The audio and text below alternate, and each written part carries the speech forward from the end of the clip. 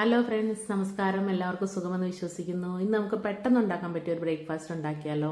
അതിനായിട്ട് ഞാൻ ഒരു ബൗൾ നിറയെ, ചെറിയൊരു ബൗളാണ്, അത് നിറയെ കടലമാവാണ് എടുത്തിരിക്കുന്നത്. അതിലോട്ട് ഒരു സവാള ചെറുതായിട്ട് അരിഞ്ഞതും, 2 പച്ചമുളക്, 1/4 സ്പൂൺ മഞ്ഞൾപ്പൊടി, 1/2 സ്പൂൺ മുളക് പൊടി, പിന്നെ ആവശ്യത്തിന് ഉപ്പും കൂടെ ചേർത്ത് നമുക്ക് നന്നായിട്ടത് മിക്സ് ചെയ്തിട്ട് വെള്ളം കൂടി ഒഴിച്ച് കുഴച്ചെടുക്കാം.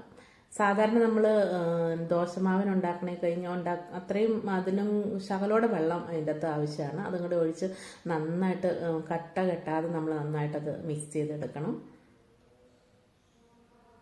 ഈ പരുവത്തിനാണ് അത് മിക്സ് ചെയ്തെടുക്കേണ്ടത്. ഞാനൊരു ശകലം വെള്ളം കൂടുതൽ ഇതിന് വേണം.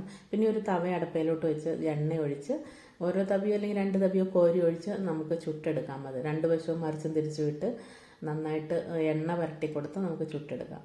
ഒരുപാട് പ്രോട്ടീൻ കണ്ടന്റ് അധികമായിട്ടുള്ളൊരു ഇതാണ് കടലമാവ്. അപ്പോൾ കുട്ടികൾക്കാണേലും മുതിർന്നവർക്കാണേലും കഴിക്കാൻ നല്ല ടേസ്റ്റുള്ള ഒരു വിഭവമാണ്. സാധാരണ നമ്മൾ കറുത്ത കടല ഞാൻ ഉണ്ടാക്കിയിരുന്നു, അത് ഉണ്ടാക്കാൻ കാണിച്ചിരുന്നു ഞാൻ ഇതിൻ്റെ അകത്ത്.